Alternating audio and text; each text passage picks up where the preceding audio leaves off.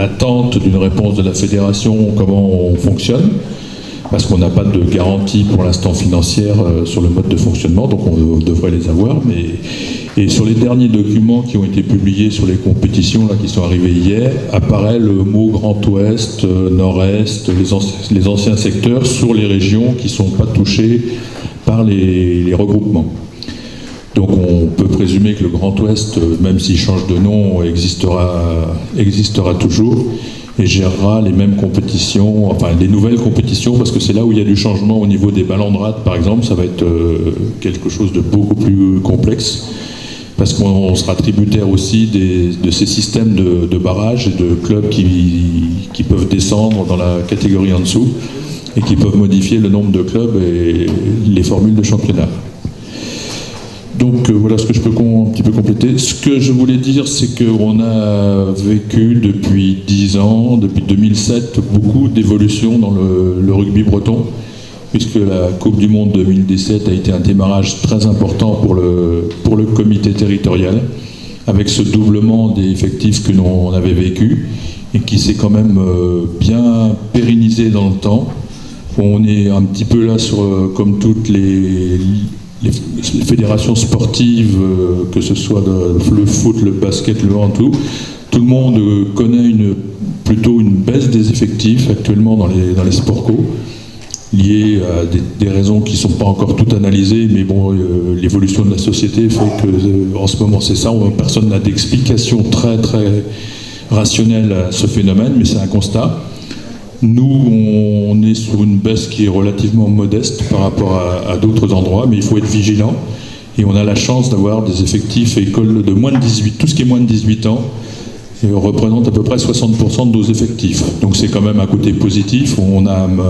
Parce que comme j'ai un peu de recul, je me rappelle du temps où il y avait quand même beaucoup plus de seniors que de jeunes.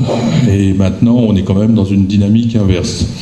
Et bon, en plus, le développement des féminines, de toute l'offre qui va être faite, je pense que là, on va rentrer aussi dans une période très intéressante. Après 2007, il y aura 2023.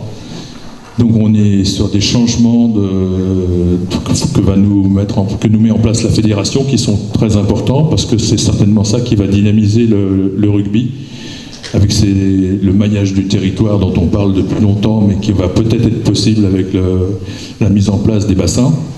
On va voir. Mais c'est surtout que là, on a tous un objectif commun, c'est les dates de 2023 et 2024. 2023 avec bien sûr la Coupe du Monde en France, qu'il faudra bien préparer au niveau des clubs, et là l'opportunité des CTC va être très intéressante. Et puis il ne faut pas oublier que 2024, on aura les Jeux Olympiques avec le rugby à 7, qui est un élément aussi de développement très très important, qui prend vraiment de l'ampleur, même au niveau de la médiatisation.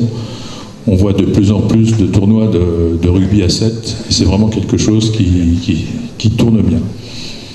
Donc moi ce qu'on peut en dire aussi, c'est qu'on est quand même sur le plan sportif sur un bilan quand même qui est très positif depuis ces 10 dernières années, puisque maintenant, chose qui n'était jamais arrivée, ce qu'on a déjà dit, c'est qu'on est présent dans toutes les divisions fédérales, et qu'en Bretagne, maintenant, un joueur n'a pas besoin de sortir de la Bretagne pour jouer à le niveau qui lui fait plaisir, sauf bien sûr aller en top 14, mais ça c'est une autre histoire. On a aussi, va démarrer donc les académies. Il faut savoir qu'il y aura 2 cadres techniques qui seront nommés sur ces académies, non pas des profs de gym. La fédération essaye d'avoir des profs de gym parce que bon, ça l'arrange, parce qu'elle n'a pas à les payer déjà. Donc, mais pour l'instant, on n'est pas parti sur cette base-là.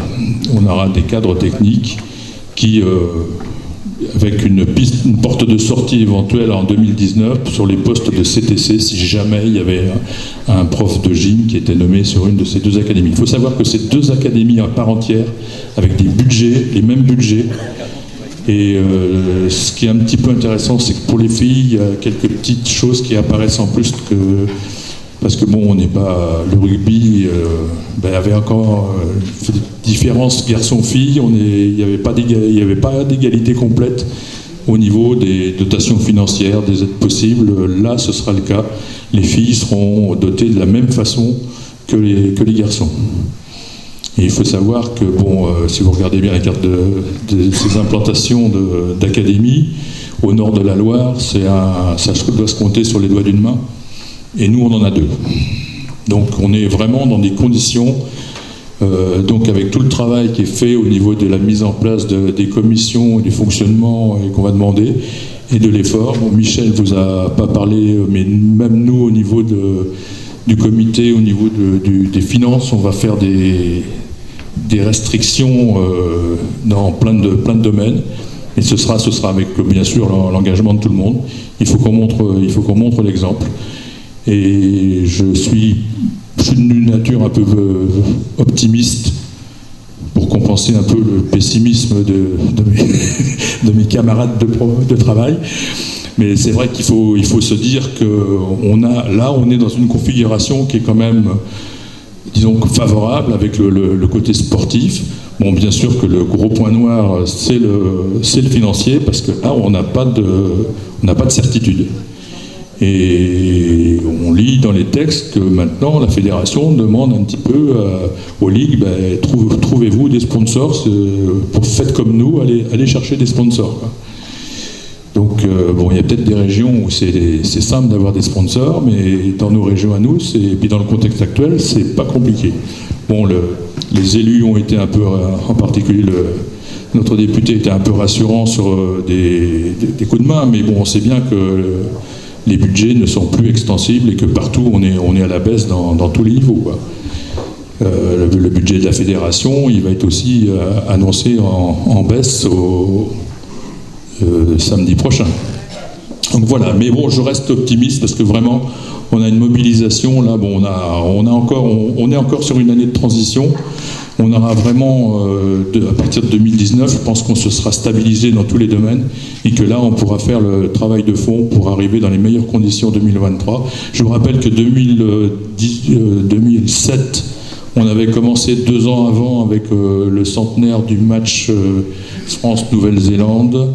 Et que il y avait eu le train du rugby, il y avait un certain nombre de manifestations qui avaient été organisées en amont de la Coupe du Monde, et surtout une sensibilisation des clubs, à former des éducateurs pour être prêts à recevoir éventuellement à l'époque le surcroît de joueurs qui pouvaient venir de jeunes. Et ce qui a été efficace, parce les clubs ont été pratiquement tous en capacité de récupérer les jeunes et surtout de les garder.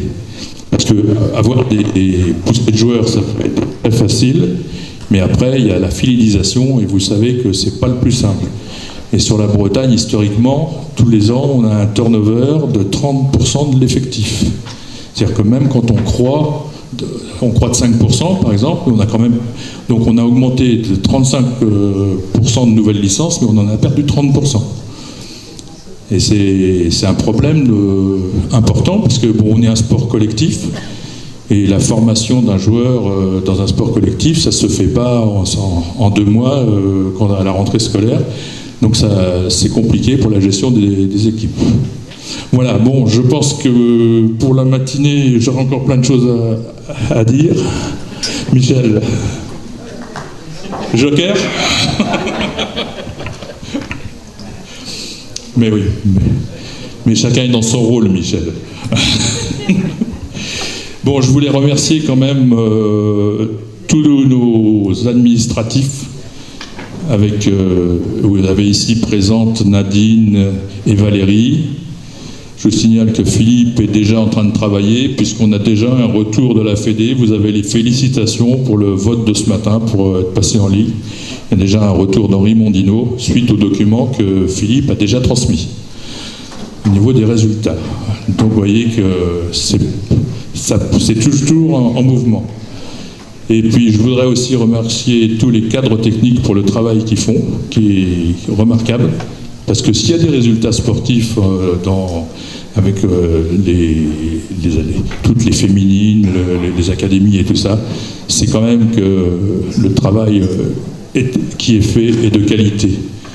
Et ça, bon, on nous l'a reproché à une époque d'être trop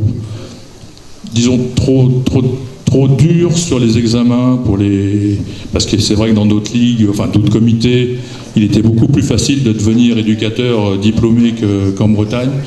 Mais le résultat est que quand même, quand on voit les tournois, on voit quand même que la formation, ça sert à quelque chose et qu'elle est pas si mal faite que ça. Michel vous a cité quelques exemples de joueurs qui sont sortis de la Bretagne, mais il y en a qui sont vraiment allés jusqu'au bout. Mais il y en a d'autres qui sont allés aussi à haut niveau, qui n'ont pas eu forcément la chance d'aller jusqu'au bout, mais qui représentent bien le rugby breton. Et sur Paris, il y a un certain nombre de joueurs qui sont issus de la Bretagne, qui travaillent dans des et qui interviennent dans des clubs pro. Et on est pas mal représentés à ce niveau-là. Donc voilà.